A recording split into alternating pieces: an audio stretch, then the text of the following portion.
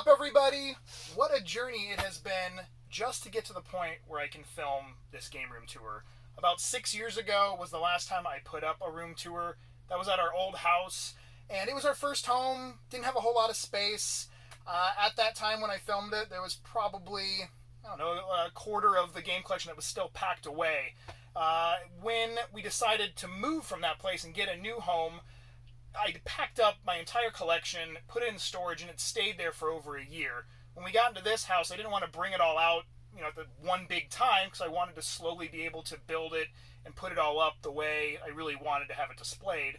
And when we were looking for a new home, I wanted a place that had one room that was big enough where I could build on it and not have it filled up, in the first year, basically. And in Florida, there are no basements. So to find a house in our budget that had one big open space was kind of hard. It took a few months just, in searching probably like 30, 40 homes. And we finally did. This room is a 30 foot by 25 foot. A lot of open area. It only had 2 tiny little windows and 2 doors to worry about, and no pillars or poles, to get in the way. So a nice big open space to do whatever I wanted with. This room did need a lot of work. It had nothing in it, not even lights. We hung up 12 light fixtures. I built 40 bookshelves. I hung up a bunch of other random shelves in here as well. It was a lot of work, and trying to figure out how done I wanted it to be before I filmed was a challenge, because you're never done with a game room or collecting. You're always adding new things or rearranging, trying to make it look better. So I finally got to the point where I'm like, I gotta film it. It's been 3.5 years. I feel pretty happy with the way it is. But even when I'm done filming this, I'm going to, start tweaking it even more, because there's a lot of work to still be done. But I at least wanted to get to this one point where I'm like, I'm going to show you guys, and I'll be content with how it looks. I do want to briefly talk to my old viewers for a second about where I have been. I have not uploaded a video on YouTube in over a year. And if you didn't know, I used to be pretty active. I filmed a couple different shows, Video Game Sellers, and Garage Sale Game Finds. And even though I've answered this question in multiple different places, like on YouTube in the comments section and on Facebook, I'll answer it again here. Basically, I did not want to use my free time that I had anymore on YouTube, on editing and maintaining a channel and a Facebook page for it. I wanted to do other things. One of my main jobs is I work for the band Korn, and I am frequently out on tour. Over the last 2 years, I've been out on tour for about 7 months total. So when I'm gone for 2 months and I get to be home for a few weeks or a month at a time, I wanted to do other things. One of them was work on the game room. That was definitely a huge goal I had, was to really, in 2019, get it done. And the other one was I wanted to hang out with my wife, who's behind the camera right now. So let's say hi to Katie for a second. Hello, Katie. Hi. So tell everyone what we have been doing in our free time recently. In the beginning of 2019, we decided we wanted to become volunteer park rangers. We even have badges. It's official. Look at those beautiful photos. Yeah, great. Look at those. But we have 4 parks in our area. 2 of them we frequent more than the others, but we just love those parks and they're really close. They're the ones we've gone to since we were kids and stuff. And we pick up trash, we clean out the rivers and the lakes, and we just kind of tidy everything and watch out for people getting in trouble. Which, there's a lot of people doing bad things, unfortunately, frequently. So just kind of keeping an eye out and making sure everything's safe and clean. Yep. And then Katie brings her camera. Yeah, I bring my camera, and I take a lot of nature photos, so it's kind of like 2 hobbies coming together into one. So I just put the camera away, clean up trash, get the camera out when I see something cool. Just trying to do some good in our free time. Yes. Well, thank you, Katie. You're welcome. Bye. Bye. With all of that out of the way, let's start this actual room tour video. I wanted to make this video more about the history of my collecting and how I got a lot of this stuff, or how I got started on, collecting for a certain system. Not so much of, here's one rare game, here's an expensive item, more about the stories. So that's what I'm really going to try to focus on. Also, not everything is displayed still. I'm a huge collector of promo items. A lot of promo items are big, like standees and posters.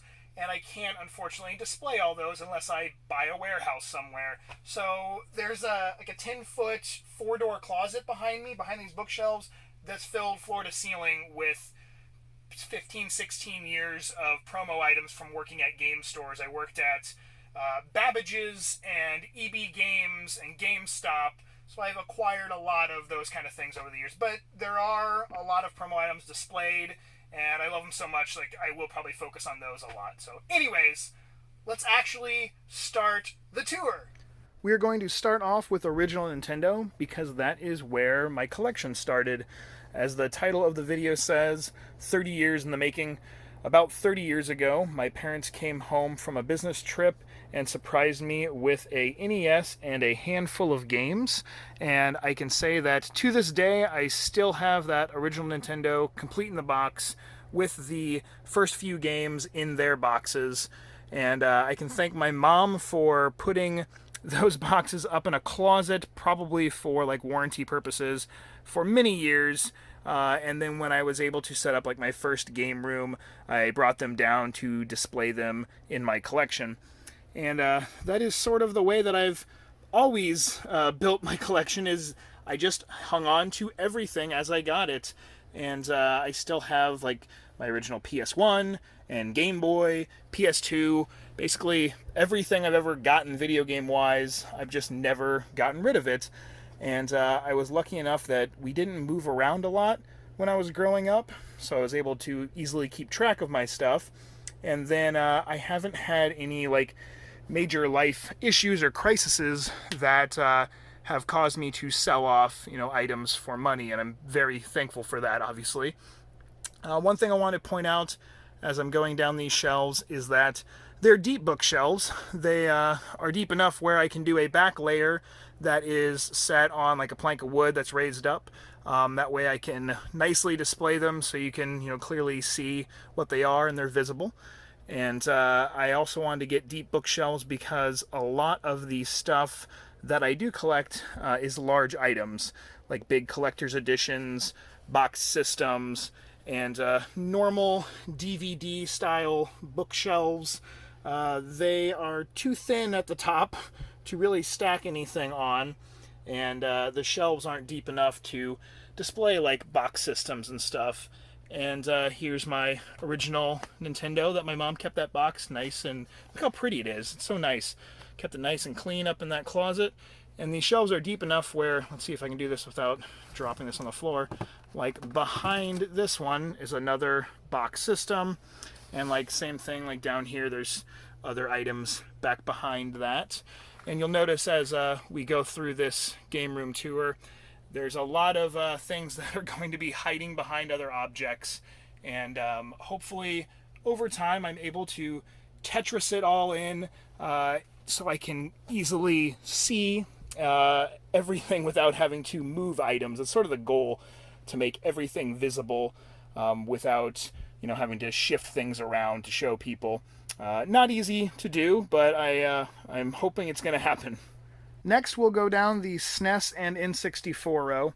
Super Nintendo, I have really been focusing on trying to get boxes and manuals for my loose cart copies. While you're watching this video, in any of the game sections, if you happen to notice, like, let's say, hey, I see that Scott only has a cart only of Bebe's Kids, I have a box copy I'm looking to get rid of, or the box or manual only, maybe he'd be interested in those, and you're probably right.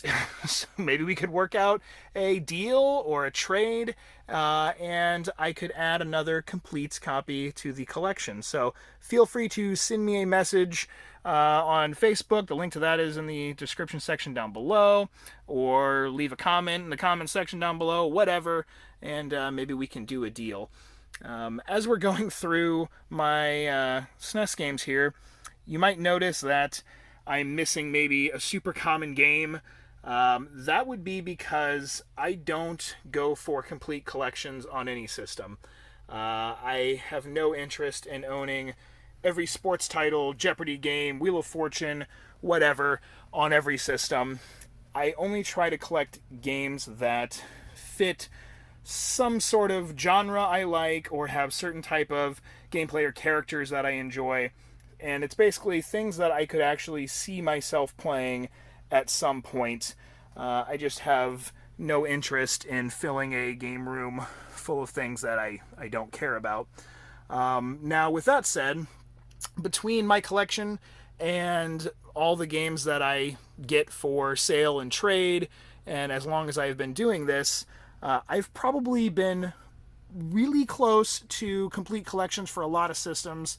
I know, like, for Nintendo and Super Nintendo, I've only been maybe like 2 to 3 carts away from having a complete set at any given time, minus like the stadium events or something like that. But as I got really close, then I would sell off the ones I wasn't interested in, and a lot of people were like, "Why didn't you just go for the complete set?" Because I didn't have any interest in doing that. That's not how I collect. I am more focused on getting really pristine copies of games that I'm interested in. Like with all these boxes, you'll notice that there is no price stickers on them. There is no like writing. I try to do my best possible job of cleaning off anything that's on them, repairing boxes if I have to by doing a little bit of like glue work on them to put down an edge or something. And that's what I really like to do. I'm not going for any complete collections. I like going for the cleanest, nicest collection I can have of the stuff I'm interested in. And as we get towards the bottom of the N64 stuff, I want to point out a few of the cool controllers. This is a Nintendo Power 100 controller that was actually found out at the flea market. And up here, these Banana N64, Donkey Kong N64 controllers, most of these were found at the flea market as well. I think one was found at a garage sale. If anyone happens to have any of those banana like sleeves that go over them, please let me know, because I have never found one of those. We've covered the middle row in the game room that has SNES and N64 on one side and the original Nintendo on the other. And before we move on to the start of Sony PlayStation stuff, I want to do a little bit of a layout explanation. So we have 1, 2, 3, and 4 rows going that direction, and then a 5th row that goes that way, and a 6th row that goes this way, with, like I said in the beginning, over 40 shelves that I built all myself. The PS1 definitely has my favorite library of games, followed by the Super Nintendo, and then the TurboGrafx.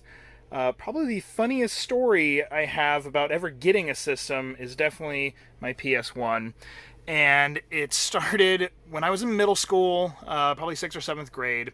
Around Easter time, I was eating a chocolate Easter bunny that I was not supposed to be. I think it was like my mom's, and she was looking for it. I heard her in the kitchen. She was yelling, "Scott, you better not have eaten my Easter bunny." And I was in my room eating the Easter bunny, and I got freaked out, and I didn't know what to do, so I flushed the rest of him down the toilet. And a few days later, the toilet wasn't working. My dad had to take the whole toilet apart and eventually found the head of the chocolate Easter bunny, and I got in trouble, of course. And he actually broke the toilet while taking it apart, and he had to put a new toilet in and new main water line to the toilet. Well, then a few days after that, while I was at school and my parents were asleep because they work nights, the water line broke and flooded our downstairs of our house. And I got picked up from school and was told that most of the stuff in my room that was on the floor is now completely soaked or totally ruined. A couple months later, we finally got some reimbursement money from insurance, and I used that money to buy my original PlayStation and about 20 or 25 games. And let's just say that summer I had so much fun because PS1 is the start of my favorite series ever, being Silent Hill and Resident Evil, and I loved Final Fantasy VII and Metal Gear Solid.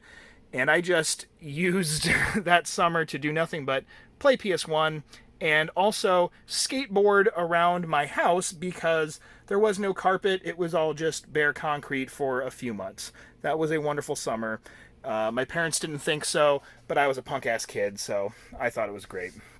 As we have already moved past PS2, real quick on the PS2 subject, I wanted a PS2, and my parents said, nope, you got a PS1, you don't need that. And I'm like, yeah, but the next Resident Evil Code Veronica is going to be on that, and I really would like to get it, and there's other games I want to get, and they're like, nope, too bad. So I said, well, I'm going to get a job. I think I was like 15 or 16, and they're like, I guess if you want to try to get a job. So I got a job at a supermarket called Publix, for those that live in the South, and I used my very first paycheck from Publix to buy my PS2. And that's also where I met my wife, Katie, was at that same Publix. So the Publix gave me PlayStation 2 and a wife, not at the same time, obviously, because I was like 16, going on 17 years old at that time. But anyway, getting off topic here, coming to the end of PSP, fantastic handheld, so many beautiful RPGs on that system. I want to highlight a couple things that we passed over. First being some demo discs. Most of these are for the PS1. I think there's a few PS2 in there. But right out front, there's a PSP Patapon demo. Really cool game. I love the rhythm-based attack mechanics of it. And then this Silent Hill one's actually pretty hard to find. And what you get to play in there, there's actually different things in the demo that didn't make it into the game. So I thought that was pretty cool. And a few more original PlayStation highlights in the collection. This really cool light-up PlayStation sign. Some of the original PS systems that I have complete in box. This one is actually still sealed, the one with the screen. One of my favorite standees that I have for sure, which I actually got while I was out on tour up in Wisconsin from a game store. And has Final Fantasy VII, Bushido Blade, Final Fantasy Tactics, and Saga Frontier. And it even has some of the little tearaway cards that have like a hints and tips phone number on it. We continue on in the Sony section with PS4 and Vita. And we are going to start down here at the beginning of PS4. And as I was going through PS1, 2, and 3, you might have noticed that there were a decent amount of sealed games mixed in with the open ones. On 2, there were more sealed than PS1, and on PS3, there was more sealed than PS2. Well, PS4 and Vita, the majority of my collection is still brand new and sealed. And before I get a million comments saying, wow, you don't play games, why do you keep sealed games, that's stupid, you're an idiot, let me explain to you why I collect this way now. I never used to collect sealed. I would always open a brand new game when I got it, put it on a shelf, maybe not get around to playing it for years. And to this day, I don't go out and go on eBay and buy sealed retro games for thousands of dollars. I'll only get a sealed game if it's like, the basic retail value, or I find it for a super good deal, and then it'll go in the collection and stay sealed. Well, I go to pawn shops and thrift stores and garage sales all the time, and I consistently buy games for $1 to $5 on average. And then I either, if I already have the game, I either sell it, or I could trade it in to a place like GameStop. And if you trade it in at the right time at GameStop, you can get some really good bonuses, and you can turn a $1 to $5 purchase into $10 or $20 or $30 of credit easily. So one of these $60 sealed games essentially could mean that I only have $5 to $10 into it cost-wise. And then when I'm out at those garage sales or pawn shops, if I pick up a game that I have not played, I can always play it before I sell or trade it. So that way I have my nice sealed copy for the collection in the best condition that I can have it in, which is sealed, at home. And then I can have my bin of open games that essentially will go out for sale or whatever, that I can play games, from out of that bin when we, myself or Katie, want to. And even if it's a rare game or they only made a few copies of it or something, almost everything is available digital, obviously, so you can always go play the digital version online, if we really wanted to. So that is how I collect now, and I know it's not for everyone, but you know what? There is no right or wrong way on how to collect. Everyone does it differently, and that's just how I do it now. And I will mention that I do wish I collected the way I do now back in the day with Super Nintendo, PS1, and 2 games. And no, not just for the fact that, yes, they would be worth more if they were sealed, but it would be awesome to own some of my favorite games for those systems still sealed, like having a sealed copy of Silent Hill or Twisted Tales of Spike McFang in the collection. And as we go on to Vita, I wanted to mention that you might have noticed while we were going through the room that there were some games that were in like Ziploc bags, and that is because I live in Florida and we have really high humidity, and those games in those bags are mainly like steelbook cases, and if a steelbook gets a little scratch or mark or dent in a state like this with a lot of humidity, those games can very easily start corroding and rusting, and then you just have a really crappy looking case. So that's why I keep them in bags like that. And also I keep other kind of harder to find, like expensive boxed games maybe in a bag, because we have silverfish in this state. And if you don't know what silverfish are, they're an insect that eats cardboard and paper, and they suck for collectors. Now we leave the Sony section and go around one of the turns in the game room to the start of my Sega stuff and Master Systems at the top. And going back to the fact that I live in this fabulous, wet, humid state, it is really hard to find complete in-box, really nice condition Master System games, and it's because of those white paper inserts. They just show stains and like moisture on them so bad, and they usually look like garbage when I find them. So most of my Master System games have come from conventions or from other people's collections out of this state, it seems. And I will say that all of the Sega games you see that are boxed like this, they are all complete. They all have their manuals and everything else inside. A long time ago I decided if a cart-based game came in a cardboard box, I was okay only having the cart. And if it came in a hard shell case like Genesis, I wanted it complete in the hard shell. And there are obviously a handful of Genesis games that came in cardboard boxes, but there's so few in my collection that I've always just made sure to pick them up, complete in box when I got them. And I love the Genesis. When I was a kid, I didn't own one when it was newly out. I had a friend in the neighborhood that was the Genesis kid, and his mom wasn't really into video games very much, and unfortunately made him chuck his Genesis in games later on. And I remember hearing about that they went into the trash can, and I was pretty bummed about that. There's some sealed Sega Netlink stuff. Obviously that can't really be used anymore. A bunch of Game Gear games, some complete in the box. There's also a few CIB ones back there. And we head on down to Sega CD, and the CD and the Saturn again they were just systems that when they first came out I didn't have. I was well into PS1 at that moment, and I didn't even really have any friends when they were brand new on the market that ever had a Saturn or Sega CD that I really remember. Everyone had 64 or PS1 or Super Nintendo or something, and it wasn't until later on, until like I'd say the late 90s, beginning of the 2000s, is when I actually would have gotten my first Saturn and the first few Saturn games. And the poor old Dreamcast obviously didn't last very long, but some really cool VMUs. This really funky Seaman one, and that yellow one apparently is pretty uncommon, pretty hard to find.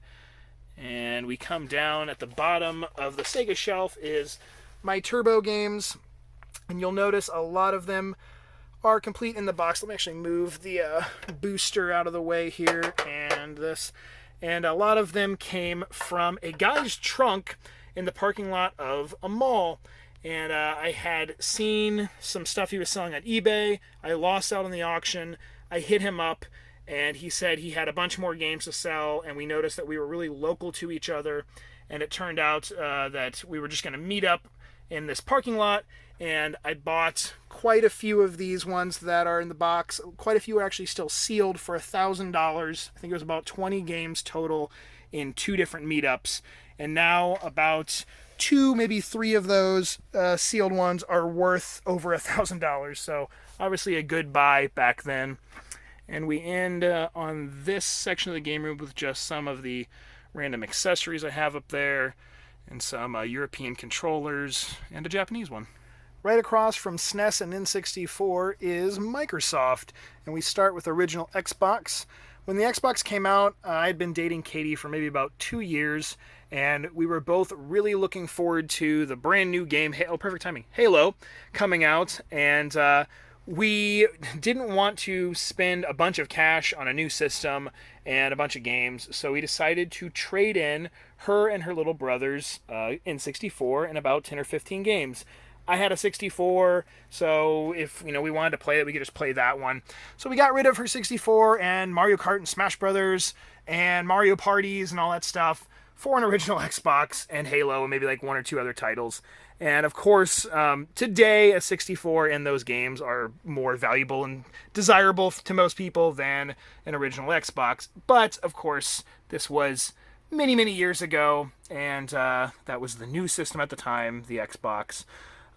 It did kind of hurt a little bit to think back and realize that some of those 64 games that we did get rid of were complete in box, and that was when I had just started working at Babbage's, and we actually gave more trade credit at that time if a game came with the box and manual, and I wish that was something that they still did today, like GameStop.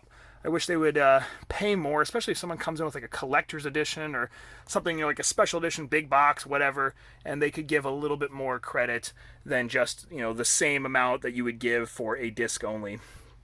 And as we come down to Xbox One, you'll notice I don't have very many Xbox One games. Unfortunately, they just don't have enough exclusives. There's not enough on there that makes me, want to buy that version over PS4 version. So, sorry, I still love Microsoft and love my Xbox One, but not for anything that I can also get on other consoles. And then we come down to the PAL section, and I've been lucky enough to go over to Europe many times, 5 times now, while working for Korn and going on tour and their side projects. And I've picked up quite a few things while over there. Actually, we're going to jump back up here. The best ever being that complete in box Terranigma on the SNES for I think it was like $20 at essentially a pawn shop over there. So so you can find good things over in Europe, but it is a lot harder to game hunt over there for sure than it is here.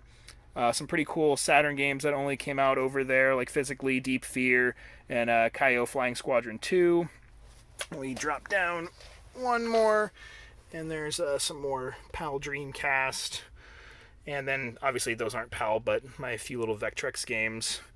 A little farther down this row, and we have the DS and 3DS sections. I love collecting for these systems. I feel like when the original DS came out, it was a huge leap forward in handheld gaming, much bigger than when like Game Boy Color or Game Boy Advance came out. Just what they were able to do with these games in that system and how much content they were able to fit on some of those little game cards for these games.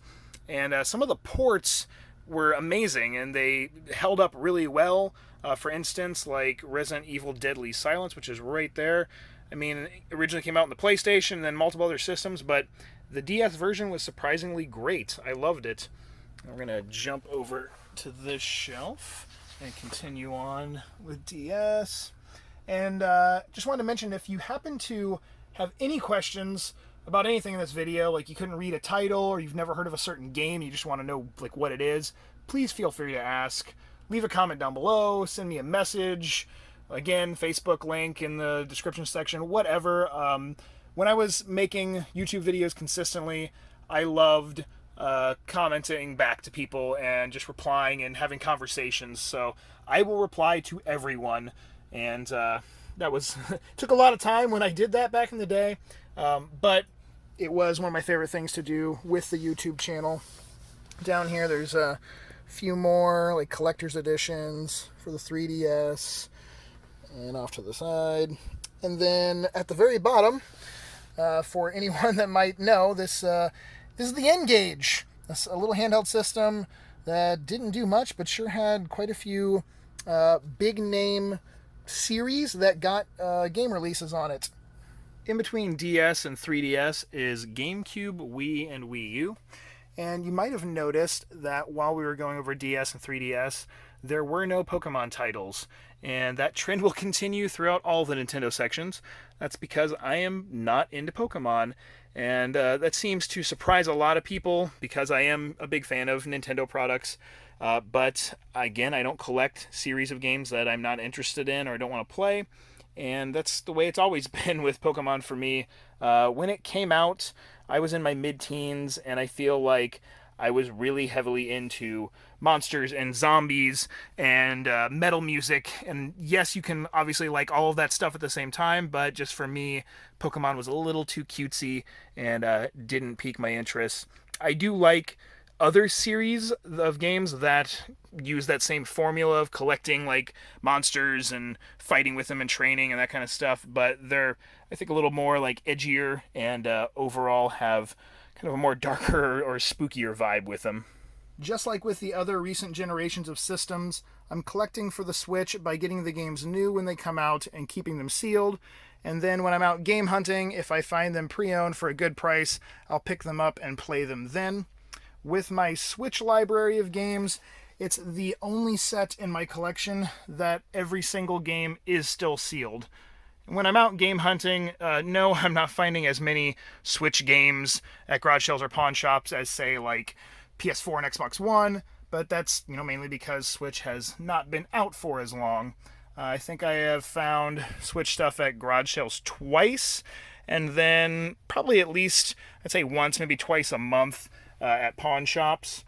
It'll probably be at least 2, maybe 3 more years until I am more regularly finding Switch stuff out in the wild. Definitely the hardest systems to display loose carts for: Game Boy, Game Boy Color, and Game Boy Advance. What I've done here is I have put the front part of the shelf on a higher peg than the back, so the games sit at a tilt, and that way I can flip through them without having to grab them off the shelf or having them all like fall on the floor. Each row is about 8 or 9 games deep, and there are quite a bit of loose carts.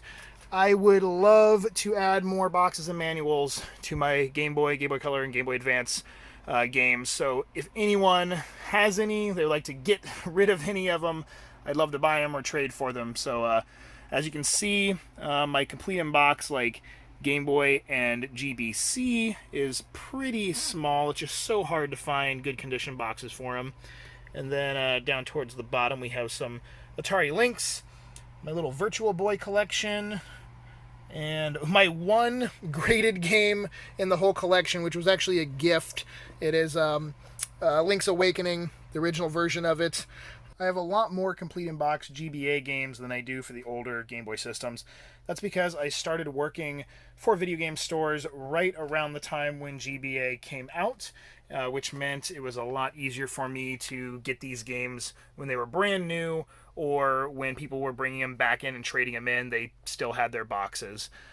Recently, I was at a game store while out on tour, and I actually came across a pretty amazing score of a lot of sealed Game Boy Advance games that were priced very well. Some of them were priced lower than the cart-only copy was going for at that time. And I bought a lot more than I probably should for being out on tour, and it was a challenge to get them all home in the suitcase. Now that we've covered most of the game sections, we're going to take a look at the figures and statues in the collection. I've definitely had to back off over the years on buying those because they make a figure and a statue for everything, so I have to be a little more choosy just due to space. And Walking Dead, I was really big into the comic and the show, but I just decided to go for the comic figures. Some sweet Earthworm Jim toys up there. Resident Evil has obviously been a big thing in my life for a long time. I started collecting these action figures between 15, 17 years ago, and there are still a few that I am missing. There's a Wesker and a Chris Redfield for this set, I believe, right down here, and those are super hard to find brand new and go for quite a bit of money, but if you have any leads on them, let me know, because I still need them. and lots and lots of Resident Evil figures. And then the top of this shelf has an assortment of different ones. These little dioramas are really cool. I know it's kind of glary on the camera with the light, but they're like a scene of one of the good guys fighting a monster. And this like big set back here of like Jill, and I think it's a Drain de Moise. Those big sets are mega rare, and people always ask about $500,000 for them, it seems. Then we go on to the world of Final Fantasy, and between myself and Katie, we have collected a massive amount of Final Fantasy everything. The one thing she plays the most in the world is Final Fantasy 14, and before that, Final Fantasy 11. So it's been a big part of her gaming, and mine too. But the MMO is definitely where it's at for her. And funny story, a lot of these little mini like Coke figurines from Japan, those came from the YouTuber Pete Dorr, who used to make some pretty amazing game room tour videos, and I believe he was sort of like the first game room tour guy for video games on YouTube. And I always really admired his collection because we both kind of have the same passion for like promo items and just little cool knickknacks and everything around around the game room. Below the long row of Final Fantasy stuff is more Final Fantasy stuff. They made a lot of different figures back in the day. I'd say around like 10 to 15 years ago. And back then I feel like they were pretty decently priced. I don't remember really paying more than $30-40 for most of them. And now I feel like their Play Arts line of stuff is just so expensive, and it's not like the quality went crazy high on them. I mean, they were good quality back then, but the ones these days, I guess, are a little bit more articulated and maybe come with a few more things. But the price well over doubled for a lot of them. And that's why you might notice I don't have any of the ones that have really come out in the past 10 years. They just kind of went out of my price range for a action figure. But I did try to finish most of the sets from back in the day, like the Final Fantasy 7 and 8 sets. And I was super in to the creatures, and I tried to get every single creature that came out. I am missing a few. I know I am, mainly for like these sets, for like 8, Final Fantasy 8, but someday, there's only a few I'm missing. I'll find them. I was just thinking as I'm looking at all these statues and figures that I'm really glad that I never got into collecting the Funko Pops, because they have definitely covered a lot of different franchises and series of pretty much everything that I've been interested in, but I've never liked the style of them. I think what draws me into collecting action figures, really of any type, is when they remind me of like a certain scene or moment or the exact character from the thing, from the game or the anime or whatever. And the Funko characters, obviously, they don't look like the exact versions of what they represent. So I think that's the main reason for me. It never had the same feeling. I also love when figures or statues have like extra accessories or weapons or things that you can change out on them. And the Funko Pops obviously don't really have that. These days, if you notice, I was going to mention like the Dark Souls. That's definitely a series that I am trying to find all the figures and statues that they put out that are in a certain price range and are a certain size for sure. Another thing to mention, I actually had 2 sets of them, and we used one as our wedding cake toppers at our wedding 10 years ago. And I think this is the last shelf on this wall. Some Silent Hill figures. Man, I wish that they would make more Silent Hill stuff in general, but I would love more figures or statues. The few that they have made have been in very low print, like the bigger statues, and they're very hard to find. There is one in this game room that we will get to at one point that I was lucky enough to get, but yeah, make more Silent Hill stuff, please, Konami. I have 3 big display cases in the room, and this one's mainly filled with promo items, and I'll open each little door up so you can see in better. This case I actually got back during that interesting Easter Bunny fiasco, and I used some of the insurance money at that time to purchase it, and filled it with all my collectibles and cool things I had at that moment. Some of it was video game related, but I also remember there were quite a few like skateboard pieces of memorabilia. I had some like signed hats and shirts from different skaters, like when I met, because I used to skateboard, and I got okay. I was not amazing by any means, but I did partake, going to a few like local amateur tournaments, and went and watched one pro tournament, and that's where I got to meet a lot of the bigger name skateboarders back like in 2000. I got these 2 really nice glass cases when I worked for Hot Topic a long time ago. Brought them home probably about 10 years ago, and at Hot Topic they used to be filled with patches and stickers and jewelry and all types of stuff, but now they are filled with about 99% of 16 years worth of promo items from working at game stores. Obviously not everything's a promo item, that cloud statue wasn't, but I just love promo stuff. I know I keep mentioning that, but I think I love just the weird variety of all the different things that they put out, from watches and statues to air fresheners and bobbleheads. I'm sure, let me move the doors over so we don't have a glare on this side. I'm sure it doesn't excite everyone the same as it does for me, but I love the variety, and I love the fact that you couldn't buy these items. You had to get them from some other means, either by pre-ordering or just getting lucky to being at the right place at the right time. And some of my favorites obviously are those bobbleheads. In the other Hot Topic case is the start of my complete in box handheld systems, along with a bunch of other just sort of random handheld related items mixed in there, and some of my Game & Watches, my little collection of like not for resale games that would have been like demoed in the stores, and some of the boxed Game Boy Micros, like that. I think it's a European exclusive, pink. Maybe it came out in Japan also, but it definitely did not come out here.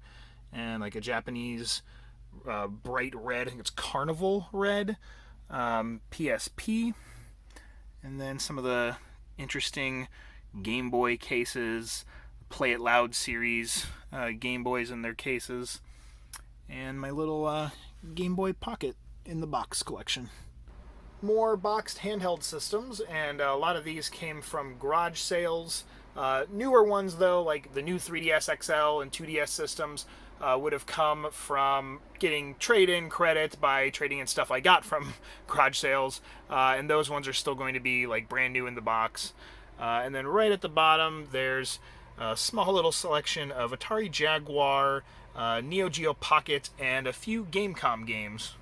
Next to that shelf is this glass case that has all of my loose handheld systems in it, and I'd say about 80% of these came from garage sales and pawn shops, most of them being picked up from anywhere between $5 and maybe like $40 for some of the PS Vitas or PSPs, and someday maybe I'll get all the boxes for these as well. As you can tell from all of the controllers, that this is the controller section of the game room. And around the Wii, PS3, and 360 era, I really was getting heavily into collecting brand new sealed controllers. This was around the time when I started using the method of trading stuff in that I got for super cheap at garage sales, and then using that credit to get brand new items. I would pick up, 2 controllers for like 360 or PS3 for $5 or $10 each, and then go trade it in, and get a brand new version that I didn't have. I would say 90% of the controllers you're looking at are all brand new here, so I can't wait for all the weird comments down below.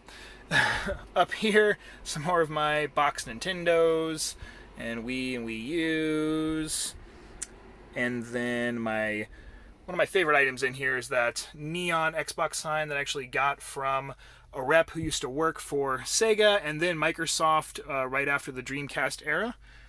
And then down here is my little Amiibo display case, interactive, that has like the original set of Amiibos in it, and it still works obviously fine. The thing that I'm the most proud of in here is, I guess you'd call it an art installation. I did a version of this at my first house, but it was on a much smaller scale, and I wanted to go extreme with the new game room.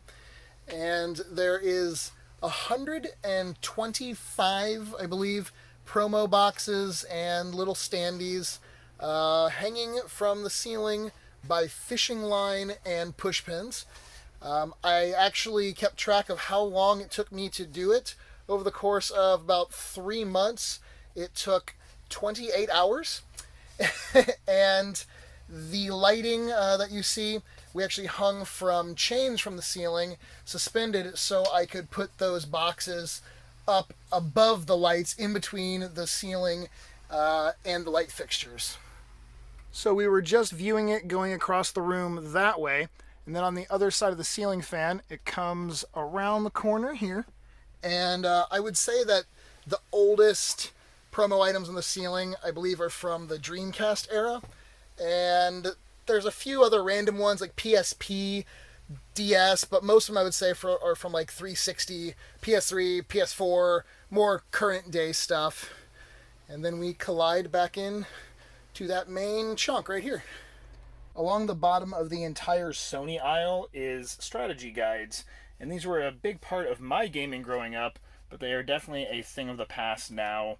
I want to say there's only maybe a couple companies that even make strategy guides anymore, and on a very small scale. Like, you have to order them online from those companies, or maybe Amazon will carry it.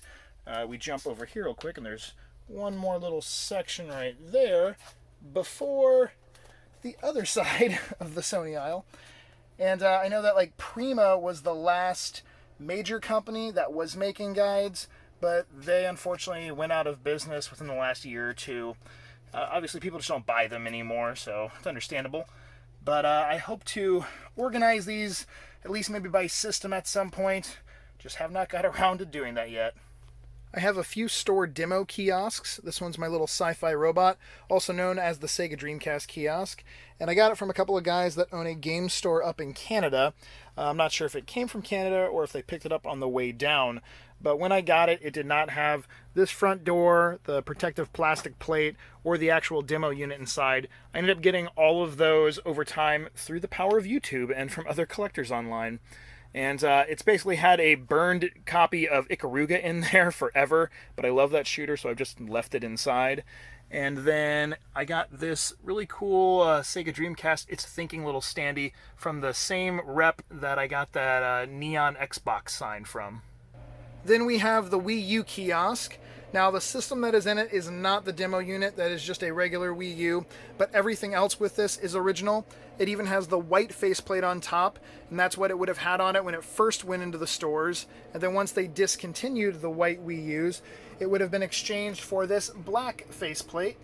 And then next to it, I have my PSP kiosk. I could not find a place for this in the game room for the longest time because it is attached to this pole here. And then I realized it fit perfectly on the Wii U kiosk where the controllers go. And it had a plastic coating around that bar originally, but when I put the PSP on it, it actually shattered into a million pieces, so now I just have it rigged up like that. And it had these cool side panels that would have originally attached like at the end of a shelving unit or something, so I just put them together and made it work around the side of the Wii U, and it looks cool with that blue light shining through. So this makes a PU kiosk, maybe a Pee-wee, you can decide what to call it. And then it has a couple standees on it, my little Fear 2 one, and Donkey Kong Country Tropical Freeze. These are the bookshelves that are right across from the glass case that has the loose handheld systems in it. There is really no rhyme or reason to them at the moment. It's just whatever will fit on them nicely. but in the future I'm probably going to try to have them just be all the boxed systems in the collection. We're going to check out a lot of the bigger items in the room now. Most of this stuff sits on top of the bookshelves. I do have quite a few collector's editions for games. What originally drew me to getting those was the statues and figurines that were inside, but also some have really bizarre items like the mini fridge in the Black Ops 3 collector's edition. And I would say it was around the beginning of the 2000s we started seeing so many companies putting out a collector's edition for their game. And of course that existed in some form before that time, but it was around then that just it seemed almost every game that came out had some form of a special edition. The pricing back then wasn't terrible. I remember that if a game was around like $50, I probably would spend $80 to maybe $100 on that special edition. Nowadays that is not the case. Not only does a game usually have at least one, but maybe 2, 3, or 4 different versions that come out. And while the first couple probably just have like digital content in a steelbook case, maybe the season pass, then there'll be like a third and fourth one that will have, a statue, and then the fourth one has a bigger statue. So the pricing is also a lot more. Now you can easily look to pay $200, $300, $400 for a collector's edition, which can make collecting them a lot harder than it used to be. I also feel like back then the value that you were getting, like you pay an extra $20, $30 and you got a cool statue and an art book and the soundtrack. But the original copy of the game, like just the basic copy, in that first year or two would maybe go down to like $20 or even lower. But the collector's edition, because of those extra items, would hold its value a lot better. So it just felt like, I don't know, I felt like I was spending my money a little bit more wisely in the collecting sense. Like I knew, okay, the collectors might drop $20 or $30 in price in that first year, but that regular edition is going to, drop 75% in price. As we're looking at a lot of these big items in here, it reminds me again to say that there are quite a few things that are hiding that you cannot see. And I do, again, plan to, at some point, have everything visible in here. And that should give you some incentive to come on back whenever I upload another game room tour and check out all the things that were hiding. And I was able to, find a new spot for, or if anything, just rearrange the room and maybe hide some of the stuff you're seeing now and pull out those things that are hidden and just kind of, swap places with everything. I also want to mention that I am filming this with Katie's brand new Google Pixel 3 that she just got, and it has a really nice camera on it, and it also has a really sensitive microphone. So I apologize for all of the sounds that my mouth has probably made throughout this video. If it sounds like I am licking the inside of your ear, cool. But again, I apologize. And as we end the anime wall over there, we continue on the last row of the room. And this is probably the least organized section for sure. All these bookshelves just have complete randomness on it. I wanted to mention that I have a lot of these cases for multiple different systems. I think around 18 total. And they are all completely full of stuff. Cables and chargers and just memory cards. Anything, obviously, that would normally be in a game collection that isn't really super displayable. I do have a lot of controllers in there as well. And the massive amiibo wall. The amiibos, actually, you can kind of tell they're behind all this stuff as well. You might be able to... Yeah, there you go. You can see a Wario's head back there. I just kind of started running out of room for the amiibos. They're still pumping those suckers out. Like I mentioned, those cases. Here's a bunch more of them. Tons of N64 ones. And for each color of my N64s, I have 4 controllers for. But obviously displaying all 4, like up here or whatever, isn't very easy. So they are in the display cases or those storage cases all around the room. These are the last bookshelves on this aisle, and they're a bit more organized than the other ones are. My goal in the future is to have them be filled with just PS4 collector's editions. You can see that I started to do that, but I just need to play Tetris a little bit more, and then it'll be done. The last top area in the room to check out is above the Nintendo Island. I love that Lollipop Chainsaw launch kit. It is full of promo items for that game. Pom-poms and keychains, and there's even a giant edible lollipop in there. And then we have some really cool Metal Gear Solid figurines. I picked those up in a huge lot quite a few years ago from a local anime store here. On top of the Switch shelf, got obviously a bunch of Switch systems and some collector's editions. And then down the other side is a bunch more of those Metal Gear figures.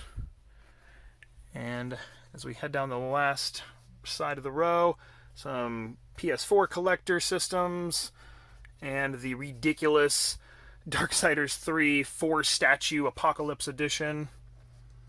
And then the last little bit ends on top of the Wii U kiosk. Thank you all for watching. I hope you enjoyed the game room tour. If you did, click the little thumbs up button down below. If you have any questions or you just want to leave a goofy comment, leave a comment. And if you have any games or game-related things that you want to sell or trade, I'm always looking for new things. Hit me up.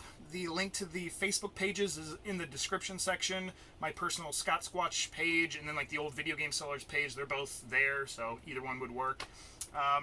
I don't know when the next video will be, but hey, for the hell of it, click subscribe, click the little notification icon or whatever else YouTube makes you do these days. I don't really know.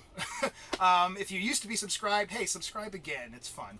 And if you ever see corn booked in your town or your area, hit me up, because on my days off, I frequently go game hunting, and I love meeting up with people and going game hunting, so, you know, we could do that maybe together. And lastly, Retropalooza is a convention that myself and Katie, say hi, Katie. Hi. We are always at every year. They do two of them. There's one like in Houston and one in Arlington, and Arlington's like in the DFW area. And while you're viewing this, if you're viewing it the week or the weekend it went up, the Arlington one is the 19th and 20th of October, and we're going to be there. And if you're viewing this at some other time, there's a good chance that the Houston one or another Arlington one is coming up.